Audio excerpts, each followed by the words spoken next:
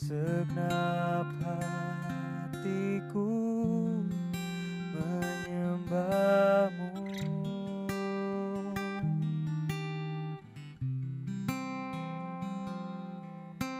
Seluruh jiwaku memuji-Mu.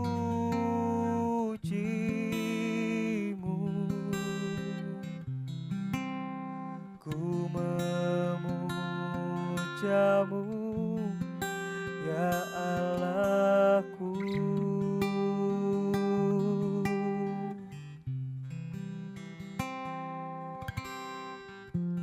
Ku berikan hatiku dan jiwaku, semuanya bagi-Mu di dalam hidupku, di setiap waktu. Nyatakan jalan-Mu.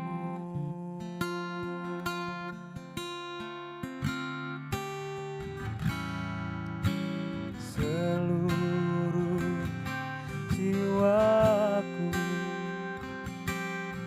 memuji-Mu. Ku memuja-Mu, ya Allahku.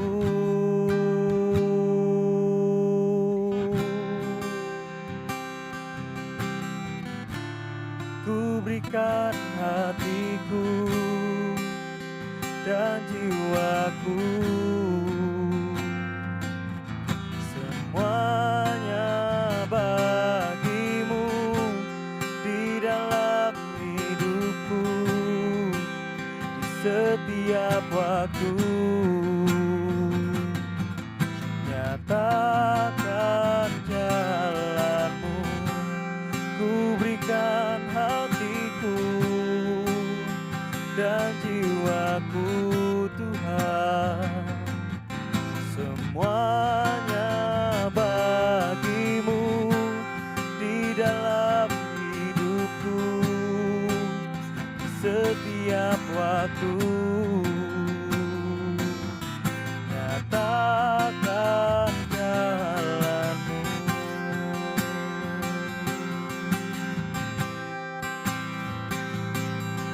Nyatakanlah jalan-Mu atas hidup kami, Tuhan.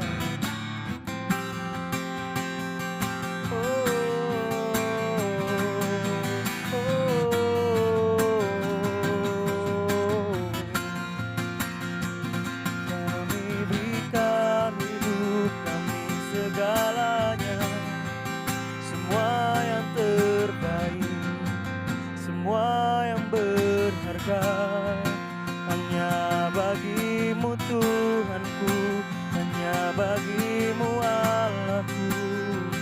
Yesus Tuhan, ini hidup kami, oh Tuhan. Haleluya, Yesus. Haleluya, nyatakanlah kuasa-Mu, nyatakanlah jalan-jalan-Mu, Yesus Tuhan.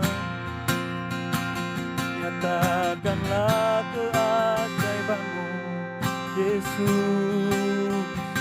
Haleluya, haleluya, Yesus Tuhan.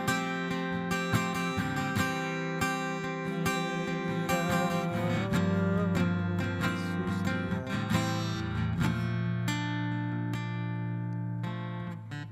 Saat ini kami mau berikan segala yang terbaik hanya bagi-Mu Tuhan. Pagi hari ini kami mau berikan yang berharga hanya bagi-Mu Tuhan. Segalanya untuk memuliakan-Mu, segalanya untuk mengenal Engkau, segalanya untuk dekat kepada-Mu Tuhan. Ini hidup kami Tuhan, ini jiwa kami Tuhan. Kami berikan semuanya Tuhan hanya bagi-Mu Yesus.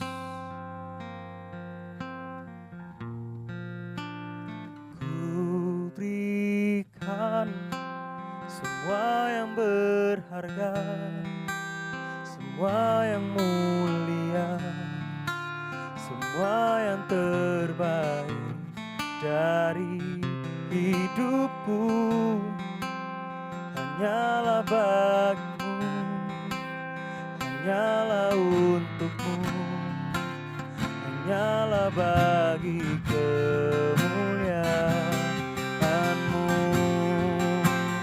Ku berikan semua yang berharga, semua yang mulia, semua yang terbaik dari hidupku hanyalah bagimu, hanyalah untukmu, hanyalah bagi kemuliaan-Mu.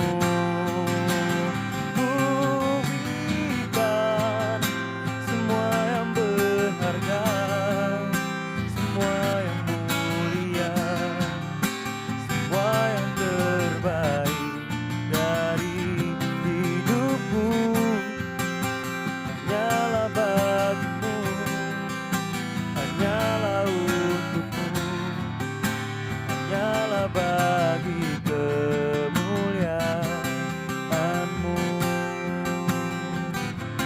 hanya bagi kemuliaan-Mu, hanya bagi kemuliaan-Mu.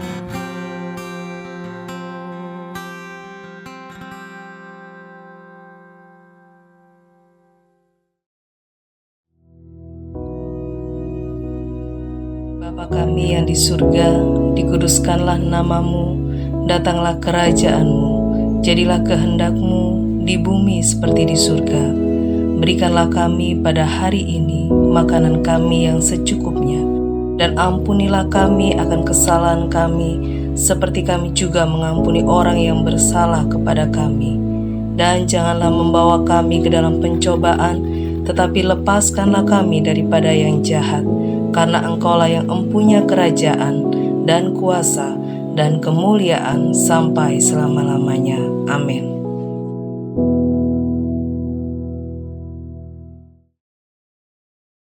Haleluya, puji nama Tuhan, saudara sekalian.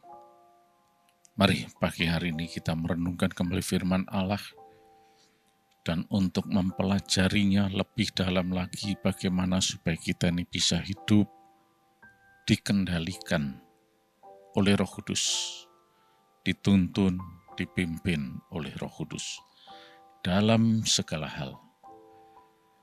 Karena sudah kita lihat dengan jelas bahwa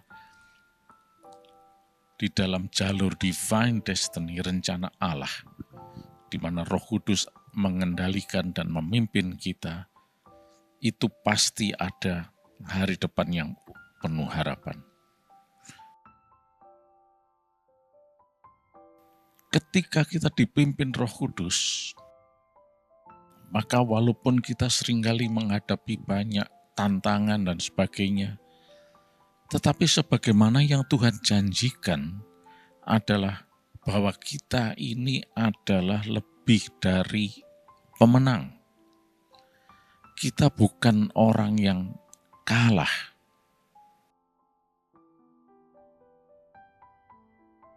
Di bawah kendali Roh Kudus, maka kita ini dipastikan selalu hidup dalam kemenangan. Itulah sebabnya di dalam Roma pasal 8 ayat yang ke-37 dikatakan di sini, tetapi dalam semuanya itu kita lebih daripada orang-orang yang menang oleh Dia yang mengasihi kita. Dan kita lihat bahwa Alkitab ini selalu berbicara mengenai triumph, kemenangan, victory. Mengapa demikian? Karena memang ada jalurnya. Sekalipun menghadapi banyak tantangan, Tetapi di bawah kendali Roh Kudus, maka kita akan berada di jalur kemenangan. Pasti berkemenangan. Firman Allah tidak pernah mengajar kita sesuatu yang omong kosong. Sesuatu yang betul-betul terbukti, terjadi. Nah, mari saat ini kita lihat bersama-sama contohnya. Di dalam 1 Samuel pasal yang ke-17. Kalau kita baca mulai ayat yang pertama. Ini ayatnya banyak sekali, tapi kita mungkin tidak akan baca semuanya. Nanti saudara sendiri yang baca keseluruhannya. Ini luar biasa. Dan ini merupakan salah satu perikop yang sangat-sangat terkenal, yaitu Daud dan Goliat. Semua sudah tahu. Kemenangan ada di pihak Daud. Walaupun Goliat itu gagah perkasa. Tapi pertanyaannya, kok bisa menang? Mengapa Daud ini bisa menang atas Goliat? Yang pertama kita tahu bahwa janji Allah itu adalah kemenangan. Allah tidak pernah merencanakan kekalahan bagi umatnya. Selalu adalah kemenangan.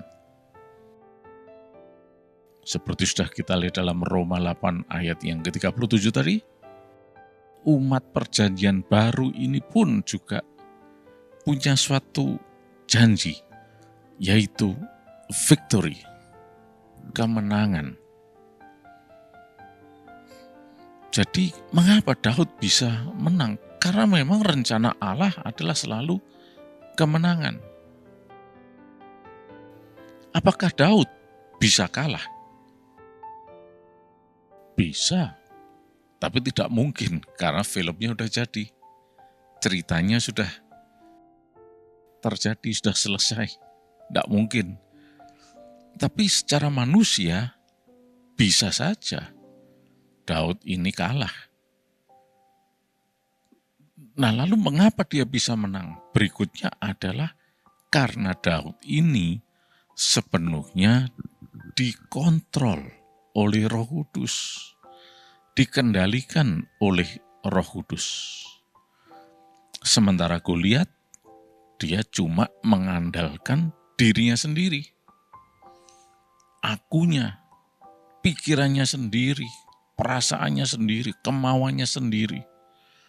Nah, supaya jelas, ayo kita baca ya. Dalam 1 Samuel pasal 17 itu kita mulai ayat yang pertama dulu. Ya. Dikatakan demikian, orang Filistin mengumpulkan tentaranya untuk berperang. Mereka berkumpul di Soko yang di tanah Yehuda dan berkemah antara Soko dan Azekah di Efes Damim.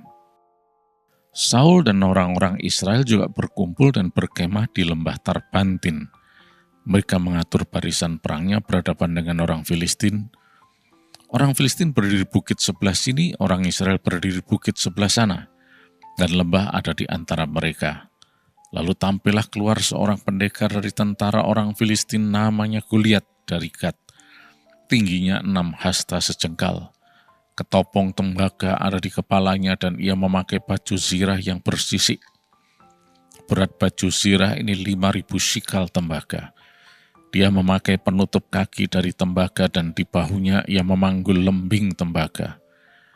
Gagang tombaknya seperti pesa tukang tenun dan mata tombaknya itu 600 sikal besi beratnya. Dan seorang pembawa perisai di depannya. Ia berdiri dan berseru kepada barisan Israel. Katanya kepada mereka, "Mengapa kamu keluar untuk mengatur barisan perangmu? Bukankah aku seorang Filistin dan kamu adalah hamba Saul? Pilihlah bagimu seorang, dan biarlah ia turun mendapatkan dagu. Jika ia dapat berperang melawan aku dan mengalahkan aku, maka kami akan menjadi hamba-Mu. Tetapi jika aku dapat mengungguli dia dan mengalahkannya, maka kamu akan menjadi hamba kami dan takluk kepada kami. Pula kata orang Filistin itu, aku menantang hari ini barisan Israel. Berikanlah kepadaku seorang, supaya kami berperang seorang lawan seorang.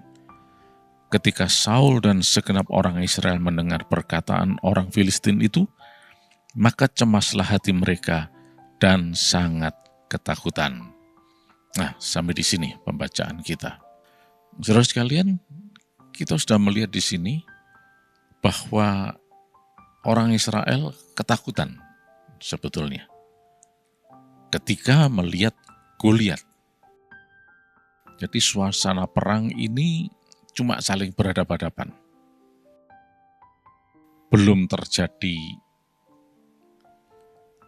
kontak sama sekali. Goliat terus menantang orang Israel. Dan jelas kita lihat orang Israel tidak berani menghadapi si Goliat dari Filistin ini. Karena memang dia tidak ada lawannya sebetulnya. Itulah sebabnya dia mengandalkan kekuatannya sendiri. Dia pikir di dunia ini tidak ada yang bisa mengalahkan dia. Hanya dia yang kuat. Pikirnya dia. Perasaannya sendiri. Dan dia menantang orang Israel sedemikian rupa. Termasuk juga nanti kalau kita baca selanjutnya, bagaimana dia juga mencemoohkan orang Israel, termasuk juga Allah mereka, dan seterusnya. Jadi si Goliat ini cuma ngoceh terus, menantang orang Israel. Tidak ada yang berani. Dan kita lihat tadi, khususnya dia dalam ayat yang ke-8 dia mulai ngoceh berbicara mengenai siapa dirinya dan seterusnya. Coba sudah lihat berapa kali dikatakan di situ, aku, dan seterusnya. Dia pikir bahwa dia ini sudah segala-galanya. Nah, di sini kita lihat bahwa pikiran manusia yang tidak dikendalikan Roh Kudus, yang bukan dipimpin Roh Kudus, sia-sia. Nggak ada artinya. Karena kemudian muncullah seorang yang bernama Daud. Kalau dipikir, Daud ini bukan tandingan dari si Goliat. Ketika Daud menghadap Saul, secara kemiliteran, Saul mencoba untuk mengangkat level Daud ini, supaya paling tidak bisa mengimbangi Goliat. Terpaksa tidak bisa, karena memang Daud bukan tandingan Goliat sama sekali secara fisik. Tetapi akhirnya kita tahu Daud bisa menang. Mengapa demikian? Nah, coba kita lihat ya, di dalam ayat yang ke-45. Tetapi Daud berkata kepada orang Filistin itu, engkau mendatangi aku dengan pedang dan tombak dan lembing, tetapi aku mendatangi engkau dengan nama Tuhan semesta alam, Allah segala barisan Israel yang kau tantang itu. Hari ini juga Tuhan akan menyerahkan engkau dalam tanganku, dan aku akan mengalahkan engkau dan memenggal kepalamu dari tubuhmu. Hari ini juga aku akan memberikan mayatmu dan mayat tentara orang Filistin kepada burung-burung di udara dan kepada binatang-binatang liar, supaya seluruh bumi tahu bahwa Israel mempunyai Allah. Dan supaya segenap jemaah ini tahu bahwa Tuhan menyelamatkan bukan dengan pedang dan bukan dengan lembing, sebab di tangan Tuhanlah pertempuran, dan Ia pun menyerahkan kamu ke dalam tangan kami. Ini konsepnya Daud yang diungkapkan di dalam kata-katanya yang disampaikan kepada Goliat. Daud tidak menghadapi Goliat dengan fisik, tapi Daud menghadapi Goliat sesuai dengan kontrol Roh Kudus, pimpinan Roh Kudus. Karena kalau kita baca di dalam pasal sebelumnya, ayat yang ke-13, 1 Samuel 16 ayat 13, dikatakan, bagian B, sejak hari itu dan seterusnya berkuasalah Roh Tuhan atas Daud. Nah, jelas, Roh Kudus menguasai Daud, mengendalikan, memimpin, menuntun. Ternyata ini yang membuat Daud memperoleh kemenangan. Dan kita tahu bagaimana kemudian Goliat tumbang di tangan Daud dan bahkan dibunuh, sehingga tentara Filistin semuanya kocar-kacir semuanya, mereka ketakutan karena pahlawannya sudah dikalahkan. Yang sebelumnya di dalam benak mereka berpikir, pikiran mereka adalah pasti menang, tidak ada yang bisa mengalahkan Goliat. Itu kan pikiran manusia. Itulah sebabnya kita tidak bisa mengandalkan pikiran manusia sama sekali. Nah, lalu untuk apa kita punya pikiran? Pikiran ini difungsikan untuk melaksanakan pimpinan Roh Kudus tersebut, apa yang Roh Kudus mau. Bukan untuk pakai maunya sendiri. Silakan kalau mau pakai maunya sendiri. Tapi lihat, tidak ada kemenangan, tidak ada hari depan. Daud tidak pakai pikirannya sendiri. Andai kata Daud pakai pikiran sendiri, dia tidak akan berani maju dia. Dia memperhitungkan, memikir, dan seterusnya menimbang-nimbang, dan melihat, wah, sama sekali tidak ada poin bagi dia untuk bisa menghadapi Goliat. Fisiknya jauh, keterampilannya tidak seperti Goliat yang memang adalah pahlawan, dan seterusnya. Daud hanya mengandalkan pimpinan Roh Kudus. Nah, itulah sebabnya, saudara sekalian, mari saat ini kita betul-betul menyadari, jangan pakai pikiran sendiri, tapi minta Roh Kudus memimpin kita. Dan tidak usah khawatir, sekalipun apa yang tampak di depan kita itu tidak seperti yang kita pikirkan. Tapi pimpinan Roh Kudus selalu membawa hari depan yang penuh harapan. Dan buktinya Daud menang. Kalau Daud melihat apa yang tampak di depannya, sama sekali tidak mungkin. Dan Daud ini bukan orang yang ngawur dia. Wos mati nggak apa-apa, pokoknya perang. Enggak, tadi sudah kita baca jelas kok. Daud datang disertai oleh Tuhan, membawa nama Tuhan. Dan dia berhasil. Demikian juga kita saat ini. Mari Tidak ada pilihan lain bagi kita, kecuali selalu minta pimpinan Roh Kudus. Dan bukan mengandalkan pikiran sendiri.